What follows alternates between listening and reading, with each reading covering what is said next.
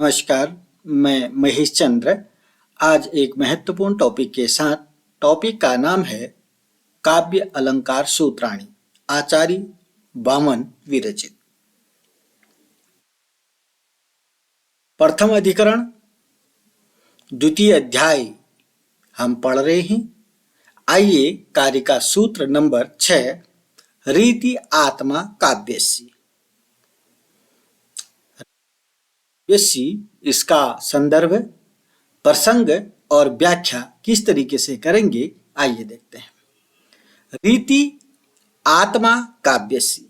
रीति में जो रीति के बाद जो रॉ लगा है उसका विसर्ग बन जाता है और आ की मात्रा अलग हो जाती है। रीति आत्मा काव्यसी। काव्यसी में षष्ठी विभक्ति है। काव्य की आत्मा रीति होती है। तो वामन जी कहते हैं काव्य की आत्मा रीति है। रीति जो है काव्य की आत्मा है। रीति आत्मा काव्यसी। आपको जो कार्य का सूत्र लिखा है ये भी याद होना चाहिए और इसका हिंदी भी आपको याद होना चाहिए। रीति आत्मा काव्यसी का मतलब है काव्य की, काव्यसी माने काव्य की आत्मा रीति है। जैसे हमारे शरीर में भी आत्मा होती है ना, वैसे काव्य में जो रीति होती है, काव्य की आत्मा जो होती है वो रीति होती है। हमारे शरीर में भी आत्मा है और काव्य की आत्मा जो है रीति है। अब इसका संदर्भ अगर आप लिखना चाहें तो संदर्भ क्या बनेगा इसका? प्रस्तुत कार्य का सूत्र काव्य अलंकार सूत्राणी प्रथम अधिकरण द्वितीय अध्याय से लिया गया है, जिसके रचयिता वामन जी हैं। यह संदर्भ रहेगा। संदर्भ में क्या आता है? राइटर आता है और कौन सी किताब से, कौन से अधिकरण से, कौन से अध्याय से लिया गया है वो आपको लिखना है। उसके बाद दूसरी हेडिंग बनेगी प्रसंग। प्रसंग क्या होगा बच्चों? इसका प्रस्तुत कार्य का सूत्र में काव्य की आत्मा रीति के विषय में बताया गया है। डैश करेंगे, प्रसंग के बाद डैश करना चाहिए। उसके बाद आप व्याख्या हेडिंग डालेंगे या अनुवाद डालना चाहें, पहले अनुवाद एक लाइन का लिख सकते हैं, उसके बाद आप व्याख्या हेडिंग डालिएगा। और व्याख्या में 10, 15, 20, एक पेज तक लिख सकते हैं। 10 लाइन से तो कम नहीं होनी चाहिए व्याख्या। इतना ध्यान, एक पेज लिखें अच्छी बात है, कम से कम 10 पंक्ति की व्याख्या होनी ही चाहिए। अब रीति आत्मा काव्यसी जो है, काव्य की आत्मा रीति है। अब आपको मैं कह रहा हूं 10 लाइन एक पेज लिखना चाहिए, कैसे लिखोगे? इसकी व्याख्या आप कैसे लिखेंगे, आइए देखते हैं। तो आपको क्या करना है बच्चों, जैसे आचार्य वामन ने काव्य की आत्मा रीति को कहा, आप विश्वनाथ जी ने क्या कहा उसको बता दीजिएगा। विश्वनाथ ने क्या कहा याद है आपको? वाक्यम रसात्मकम काव्यम। 1-2 लाइनों में आप उसको समझा दीजिए, ठीक है। मम्मट ने क्या कहा आपने पढ़ा होगा, पढ़ा है। मम्मट ने क्या कहा था याद होना चाहिए। तो मम्मट ने जो भी कहा उसको आप यहां व्याख्या में डाल दीजिए। आइए कुंतक में चले जाइए। कुंतक ने क्या कहा था? ठीक है ना, कुंतक ने वक्रोक्ति काव्य जीवितम कहा था। मम्मट ने क्या? तत् अदोषो शब्दार्थो सगुणो अन अलंकृति पुनः क्वापि कहा था। तो जो भी आप सुन पा रहे हैं, मम्मट की परिभाषा, विश्वनाथ जी की परिभाषा, कुंतक की परिभाषा, ये सब आपने पढ़े हैं। आप उसको व्याख्या में संस्कृत में भी लिख सकते हैं, हिंदी में भी लिख सकते हैं और आपकी व्याख्या बहुत अच्छी बन सकती है। तो इस जैसे कुंतक ने कहा वक्रोक्ति काव्य जीवितम, मम्मट ने कहा तद अदोषौ शब्दार्थौ सगुणौ पुनः अलंकृति पुनः क्वापि। विश्वनाथ जी ने क्या कहा? वाक्यम रसात्मकम काव्यम।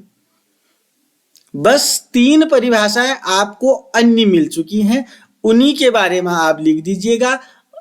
संस्कृत भी लिखेगा, हिंदी भी लिखेगा। अंत में है काव्य से आत्मा रीति, काव्य की आत्मा रीति होती है। यह बात जो कही, किसने कही? वामन जी ने कही। तो आप एक पेज नहीं बहुत कुछ लिख सकते हैं। अगर आप मेरी बात समझ गए हैं तो आप 1 पेज नहीं अब 10 पेज भी लिख सकते हैं, लेकिन आप ध्यान रखिएगा ज्यादा भी नहीं लिखना है, 1 पेज लिखिएगा। रीति आत्मा काव्यस्य, काव्य की आत्मा रीति होती है, ऐसा आचार्य वामन जी ने कहा है। शरीर रूपी काव्य की आत्मा का नाम रीति है। इसको समझने के जैसे हमारे शरीर में आत्मा होती है वैसे ही काव्य की आत्मा रीति होती है, ऐसा वामन जी बताते हैं।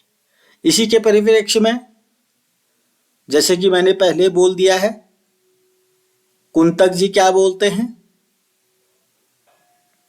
मम्मट जी क्या बोलते हैं, विश्वनाथ जी क्या बोलते हैं, ये भी आपको आना चाहिए। तो रीति आत्मा काव्यसी के विषय में आप संपूर्ण ज्ञान प्राप्त कर चुके हैं। आप संदर्भ करना सीख चुके हैं, आप प्रसंग करना सीख चुके हैं, आप व्याख्या करना सीख चुके हैं। अब कमेंट बॉक्स में आप लिखेंगे जैसे वामन की परिभाषा है रीति आत्मा काव्यसी, ऐसे ही विश्वनाथ की परिभाषा लिखेंगे, कुंतक की परिभाषा लिखेंगे, मम्मट की परिभाषा लिखेंगे। आपने ये सब पढ़े हैं, कमेंट बॉक्स में आप लिखेंगे, हम उसको देख लेंगे। चलिए, अभी हमने कहा काव्यस्य आत्मा रीति, रीति काव्यस्य आत्मा, रीति काव्य की आत्मा होती है। अब कार्य का सूत्र 7 में सीखेंगे कि रीति किसको कहते हैं। वहां पर रीति आत्मा काव्यस्य कहा ना, तो रीति किसको कहते हैं ये बता। विशिष्ट पद रचना रीति। रीति का मतलब एक तरीका होता है बच्चों, एक शैली से मतलब है तरीका, जैसे किसी काम को करने का तरीका।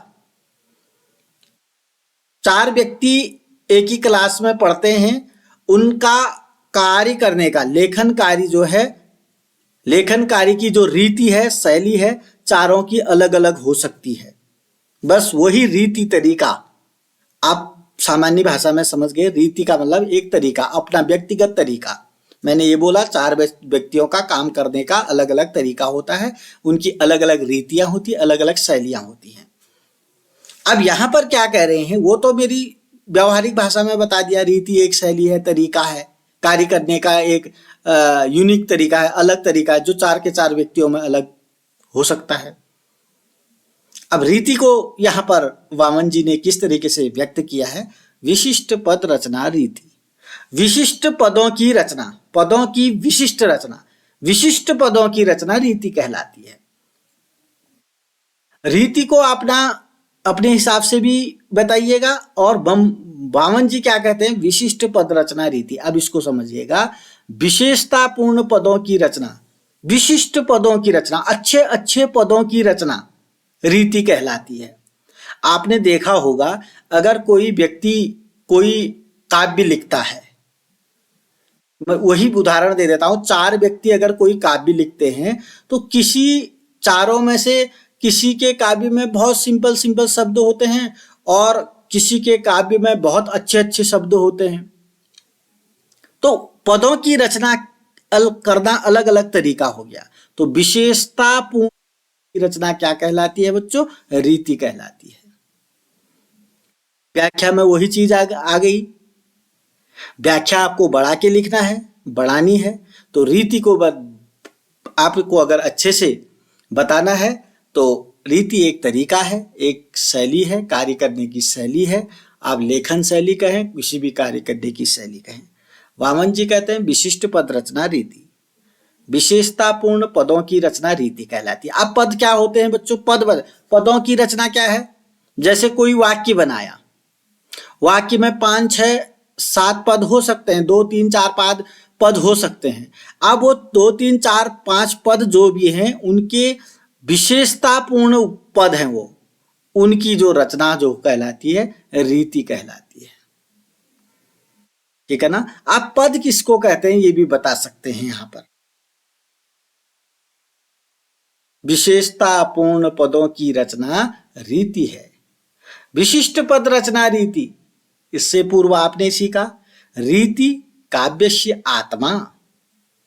रीति जो है काव्य की आत्मा है। अब सवाल उठता है भाई रीति क्या है। रीति है विशिष्ट पद रचना रीति। अर्थात विशेषतापूर्ण पदों की रचना रीति कहलाती है। इसका संदर्भ लिखना है, प्रसंग लिखना है और व्याख्या लिखना है। संदर्भ तो पूर्ववत है, आ चुका होगा आपको। कमेंट बॉक्स में आप लिख सकते हैं संदर्भ, ताकि अन्य बच्चे भी उससे कुछ सीख सकें। प्रसंग भी आप समझ गए होंगे।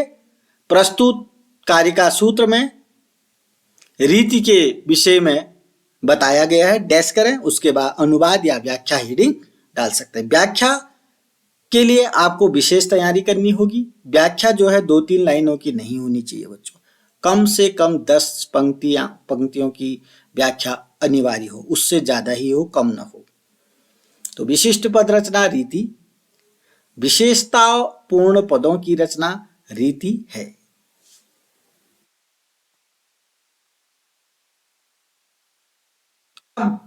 विशिष्ट पद रचना रीति बोला हमने, तो वहां पर जो विशेष शब्द आ गया था वो क्या है, विशेष क्या है,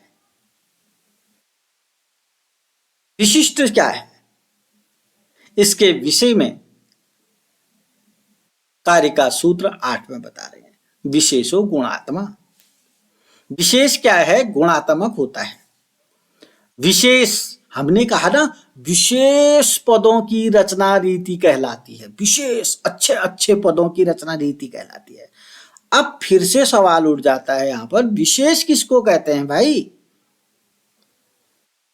वैसे आपको आप विशेष किसको कहते हैं तो आप विशेष किसको, जैसे डिक्टेशन सुना ना, डिक्टेशन 75 मार्क्स से ऊपर आएंगे तो डिक्टेशन बोलते हैं हम, तो वही विशेष है। अब 75 मार्क्स वाले बच्चे और 50 मार्क्स वाले बच्चों में तो अंतर है, तो विशेष कौन हुआ इसमें? 75 मार्क्स वाला बच्चा है, तो विशेष, ठीक है ना। विशेष किसको कहते हैं? अब एक देख लीजिए, एक 50% मार्क्स वाला बच्चा है, एक 75% वाला बच्चा है। आप विशेष तो पक्का कहेंगे 75% वाले को। अब विशेष की परिभाषा क्या बता दी? विशेषो गुणात्मक हो। विशेष गुणात्मक होता है, जिसमें ज्यादा गुण होते हैं वही विशेष होता है। अब 75% वाले में ज्यादा गुण है या 50% वाले में ज्यादा गुण है, तो अब कोई दिक्कत ही नहीं, 75% वाले में ज्यादा गुण है। तो विशेषो गुणात्मक, विशेष जो है गुणात्मक होता है, जिसमें अधिक गुण होते हैं उसको विशेष कहते हैं। ओज गुण, माधुर्य गुण, प्रसाद गुण, आप इनका वर्णन यहां पर कर सकते हैं। अगर आपको व्याख्या लिखने में दिक्कत आती है, ओज गुण, प्रसाद गुण, माधुर्य गुण आदि का आप यहां पर विशद वर्णन कर सकते हैं, ताकि आपकी व्याख्या अच्छे से बन जाए। विशेषो गुणात्मा को आप अपने दिमाग से भी समझाइए, क्या कहना चाह रहे हैं यहां पर। मैंने बोला कहीं से, मैंने अपने मन से बोल दिया 75% वाला डिक्टेशन 50% वाले के साथ अगर तुलना करें तो विशेष कौन होगा? 75% वाला। क्यों होगा? क्योंकि वो गुणात्मक है, अधिक गुण होंगे ना उसमें। तो ऐसे ही आप भी एग्जाम्पल दे सकते हैं, अपने इस व्याख्या को सरल बना सकते हैं, सफल कर सकते हैं, अच्छा लिख सकते हैं। ठीक है ना बच्चों। तो विशेषो गुणात्मक हो, विशेष किसको कहते हैं? जो गुणात्मक होता है, जिसमें अधिक गुण होते हैं उसको विशेष कहते हैं। गुण कौन से हैं? गुण कौन है? ओज गुण, प्रसाद गुण, माधुर्य गुण, आपने सुने हैं। तो बच्चों पुनः संदर्भ आपको आना चाहिए, प्रसंग आपको आना चाहिए, अनुवाद भी आपको आना चाहिए, अर्थ जैसे मैंने विशेष गुणात्मक है यह आना चाहिए आपको। विशेषो गुणात्मा का मतलब अर्थ है विशेष गुणात्मक है, यह आना चाहिए। अब अगली हेडिंग जो व्याख्या आएगी उसके लिए आपको अपना दिमाग के पुर्जे खोलने हैं और आपको कम से कम 10 लाइन, अधिक से अधिक 1 पेज पूरा लिखना चाहिए। केवल व्याख्या की बात कर रहा हूं मैं, संदर्भ हटा के, प्रसंग हटा करके, अनुवाद हटा के, व्याख्या हेडिंग के बाद आपको कम से कम 10 लाइन और अधिक से अधिक 1 पेज लिखने की सामर्थ्य करनी है, केवल विशेषो गुणात्मा की है। 1-2 शब्दों का वाक्य है ये, लेकिन एक पेज लिखने की सामर्थ्य रखनी है, इसीलिए आपको अध्ययन करना है। ये मत कह देना विशेषो गुणात्मा, विशेष गुणात्मक होता है खत्म, ये नहीं, एक पेज लिखने के लिए आपको तैयारी करनी है बच्चों, ठीक है ना।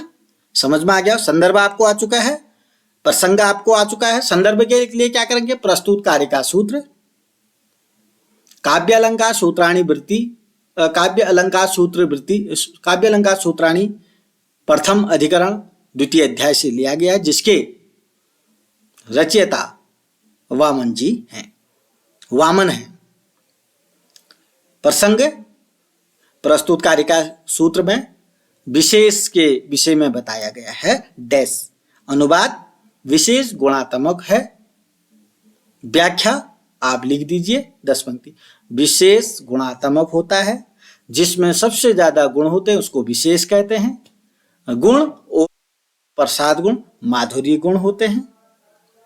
एक एग्जाम्पल दे दीजिएगा, बन जाते हैं आपके 10 या एक पेज बन जाता है, आ चुका होगा आपको। आइए आगे देखते हैं। आपने सीखा रीति काव्य की आत्मा है, विशिष्ट पदों की रचना रीति है, विशेष गुणात्मक होता है। अब जो रीति सीखा आपने, विशिष्ट पद रचना रीति सीखा ना अभी, तो वो रीति के भेद बताए गए हैं। अब वेरी इंपॉर्टेंट है कार्य का सूत्र 9, सा त्रेधा वैदर्भी गौड़िया पांचाली च इति। वह जो रीति होती है बच्चों, विशिष्ट पद रचना रीति जो बोला था ना हमने, वह रीति 3 प्रकार की, सा माने वह रीति, त्रेधा माने 3 प्रकार की होती है। कौन कौन सी होती है, एक वैदर्भी लिखा है देखो, गौड़ी और पांचाली। बस अब आपको कुछ नहीं करना, वह रीति 3 प्रकार की, त्रेधा माने 3 प्रकार की, सा माने वह रीति जो है, सा माने वह रीति, त्रेधा माने 3 प्रकार की होती है। कौन कौन सी, एक वैदर्भी, एक गौड़ी, एक पांचाली। गौड़ी वैदर्भी गौड़ी और पांचाली। अब आपको अगर व्याख्या करनी है की लाइन ना, अब हम कह रहे हैं बच्चों एक पेज की व्याख्या लिखो, तो क्या करेंगे आप, शुरू करेंगे काव्य से आत्मा रीति, रीति किस, काव्य की आत्मा रीति है। फिर बताएंगे रीति किसको कहते हैं, विशिष्ट पदों की रचना रीति कहलाती है। विशेष किसको कहते हैं ये भी बता दीजिएगा व्याख्या में। फिर कहिएगा यही रीति जो है 3 प्रकार की होती है, वैदर्भी रीति, गौड़ी रीति, पांचाली रीति। अगर और अच्छी व्याख्या लिखना चाहते हैं आप, वैदर्भी रीति किसको कहते हैं वो बताइएगा। इस वीडियो में मैं बताऊंगा आपको वैदर्भी रीति किसको कहते हैं। गौड़ी रीति अगर आपको आ जाएगी तो गौड़ी रीति किसको कहते हैं यही पर बता दीजिएगा व्याख्या में। पांचाली रीति अगर आपको आ जाएगी तो पांचाली रीति को भी इसी की व्याख्या में बता दीजिएगा।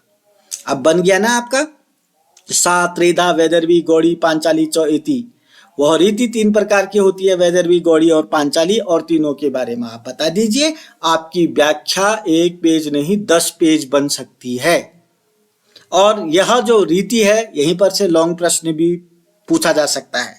3 प्रकार की रीतियों का विशद वर्णन कीजिए, तब आपको वैदर्भी रीति किसको कहते हैं, गौड़ी रीति किसको कहते हैं, पांचाली रीति किसको कहते हैं, इसके बारे में एक लॉन्ग प्रश्न सॉल्व करना होगा। सा त्रेधा वैदर्भी गौड़ी पांचाली च इति। वह रीति 3 तरह की है, वैदर्भी गौड़ी और पांचाली। वह रीति 3 प्रकार की बताई गई, वैदर्भी रीति, गौड़ी रीति और पांचाली रीति। तो बच्चों संदर्भ आपको इसका आना चाहिए, प्रसंग आपको इसका आना चाहिए, व्याख्या इसकी आना चाहिए। अब देखिए कार्य का सूत्र 10 में हम बताएंगे आपको वैदर्भी रीति किसको कहते हैं, गौड़ी और पांचाली अगली वीडियो में बताएंगे। लेकिन आपको जब ये प्रश्न, ये वाला कार्य का सूत्र आता है 3 प्रकार की होती है, तो तीनों के बारे में याद होना चाहिए, ये इनके प्रकार हैं। तो वैदर्भी रीति के विषय में बताया जा रहा है कार्य का सूत्र में 10 में, विदर्भ आदि सुदृष्टत्वात् तत्समाख्या विदर्भ मतलब विदर्भ एक देश है बच्चों, आपने सुना होगा इतिहास में, विदर्भ एक देश है। वहां पर जो भी दृष्ट मतलब दिखाई देता है, वहां पर जो भी रीति प्रचलित थी, कहां पर? विदर्भ। विदर्भ देश में जो भी रीति प्रचलित थी, उस रीति का नामकरण वैदर्भी रीति हो गया। सरल है ना? विदर्भ आदिषु दृष्टत्वात् तत्समाख्या।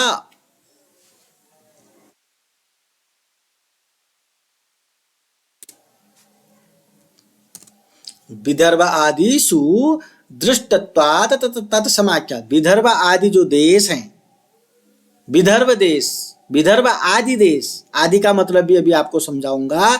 विदर्भ तो समझ, विदर्भ आदिशु का मतलब है विदर्भ देश, एक तो विदर्भ हो गया, आदि का मतलब गौड़ देश, पांचाल देश, बस एक ही में समझ जाइएगा। विदर्भ आदिशु, विदर्भ में जो रीति थी उसको वैदर्भी रीति कह दिया। गौड़ प्रदेश भी है एक, जैसे विदर्भ प्रदेश है, गौड़ प्रदेश में, गौड़ में जो रीति प्रचलित थी उसको गौड़ी रीति बोल दिया।